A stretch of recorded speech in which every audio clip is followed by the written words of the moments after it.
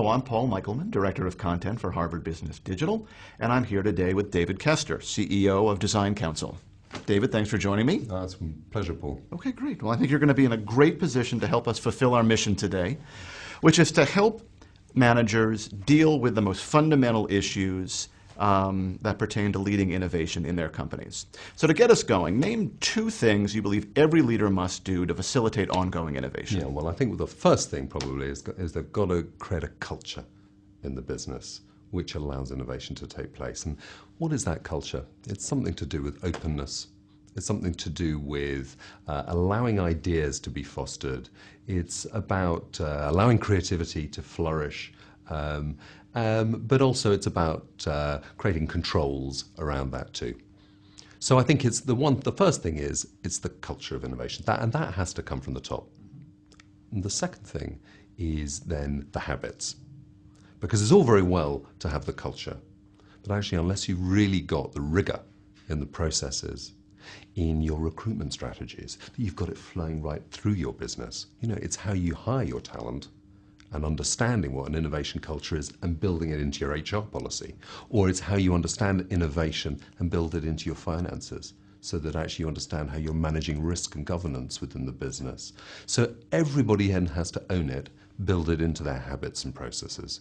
So I'd say the 2 important words, culture and habits. Okay, so just so I understand what you're saying, in terms of the habits, we're talking about a kind of a systematic approach to the way you run a business with innovation foremost in mind. I don't mean to put words in your mouth, but is that correct? That's absolutely. I mean, you know, if most businesses are only going to survive by not just constantly iterating, which is very important too, but also by developing new ideas, which they're going to be bringing to the market. Now, those businesses that are going to be most successful are going to be drawing those ideas from the market. They're not going to be looking inwards and thinking that they've got and panicking, here I am, I'm the innovation manager, or I'm the product development manager, and I've got to come up with this idea by tomorrow. They're companies that are looking outwards. And they are working with their customers, they're working with their stakeholders. Now, to do that, you've got to do that in a disciplined way. You know, you don't want to be tossing ideas out into the market and then they're huge failures and an embarrassment and they're creating the reputational damage to your company.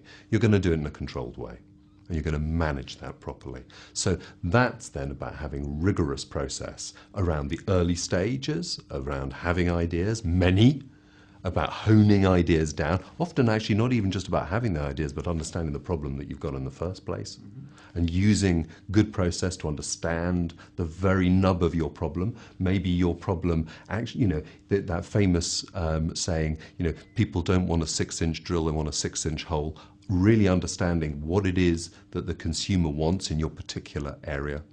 So let's put ourselves in the position of a manager in an organization that's actually had a very consistent business model for years and is now really embracing innovation. There's been a change in the market. Their attitude is changing.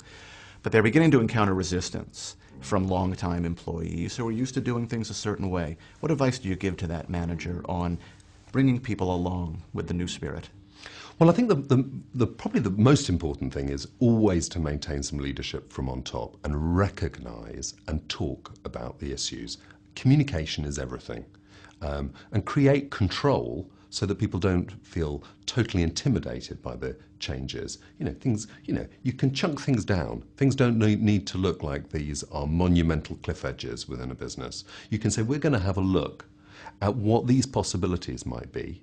And this is going to stop here. We're going to review it at that point. So actually you can immediately take the heat out of the fear factor that might begin to sort of bubble up within the business. That can be important, but you've got to do that. So the leader's got to own that piece, that communication piece. But the second piece is you can actually introduce some animators into the business. And I would say that, wouldn't I? But it's absolutely true. Outside individuals often have a perspective and they're connectors across different worlds, and they can be very, very helpful, particularly when you're trying to move the innovation piece forward. And designers increasingly come into that. They're not the only. Designers are not some sort of silver bullet, and there are many, many different components to innovation. But increasingly we're finding that companies, whether that's P&G, and we've heard Lafley say that, you know, his company is a design company, you know, they're increasingly bringing design in to open up the possibilities, to look at what a new business opportunity might look like, a new product, prototype ideas. We call it failing early and cheap sometimes, opening up those in a controlled way, and then maybe visualizing some of your ideas, maybe connecting things, connecting different worlds. And great innovation often happens by the collision of ideas. Okay. David, of all the products and services you've come across lately, what's your favorite innovation? Well, I'd probably cite, can I cite two? You may indeed. I'd probably start with a business that I've seen evolve recently in London, and it's been very, very interesting, and it's called Streetcar. Now, there are similarities and there are sort of parallel businesses that are just opening up in other cities as well. And this is where you, instead of owning a car, join a car club and use a car for an hour or 2 hours. But what this company has done is it's really understood the service that they need to offer and the experience that they're creating, and creating a viable alternative then to owning the car. And they've developed this very, very smartly, very cutely, and it's been taken right through to the product quality as well. So how you're ordering it online, the little touch points when you actually get to the car, and how you plug in your number into the car or swipe to get your keys from the glove compartment, or even down to the point that if you deliver your car back late, you're penalised, but the penalty actually goes to the person you're inconveniencing. Now, these are lovely, they've really developed this, and they've created a whole brand and a service, very, very successful. And I think in this day and age, when we're looking at sustainable alternatives to transport and so forth, having people innovating in this space is very, very interesting. So I was, and also I was very fascinated at the fact that this company had actually brought in strategic designers to help them actually build the whole system up, working with consumers. So I think it's a very good example of innovation. The other example I'd give is one that we've actually worked on ourselves, which was in the health service. And we've been working with a number of NHS trusts in the UK. And this was in the particular area of disease prevention and diabetes and chronic disease management. And this is a huge problem, as we know, the world over. We've got obesity on the rise. We've got the issues of people suffering from chronic disease overwhelming health services, and whether that's insurance companies and can people afford it, or whether it's national health systems and can they afford it. So these are big problems that we all face in the developed world today. And what we were asked to look at is, what are the new tools and services that could be offered that could reduce the pressure on the acute care? In this case, we offered an open innovation model, and we worked with people who are suffering from diabetes and people who are in high-risk groups. And the insight that came from the users was that there's a whole bunch of stuff that never gets discussed in a doctor's surgery, and it's hidden.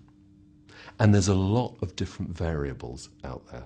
And this was stuff like, I don't cook my own food, or my eyesight's bad, or I smoke a lot.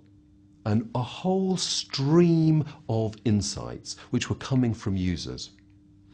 And what the design teams did was they identified that the fact that these particular symptoms are not coming into the doctor's surgery is in itself a problem, and there's a solution to that. And so they worked at what is the solution to that problem. And the solution was ultimately a pack of cards linked to a computer system. And the pack of cards was offered to the patient before going in. You've got 6 minutes to spend with your doctor. Sift and find the 3 cards that apply to you and put them on the table. And I brought problems that were never discussed, and the doctors were operating the computer system. Each card was numbered so that it would refer them immediately to potential solutions to those particular problems. And it's such a simple innovation and a simple service offering, non-high tech, just very beautiful, very, very simple, and it's working. And it's been adopted by the NHS in Bolton. Terrific. David Kester, great insights. Thank you very much. Not at all. Not at all. Nice to meet you.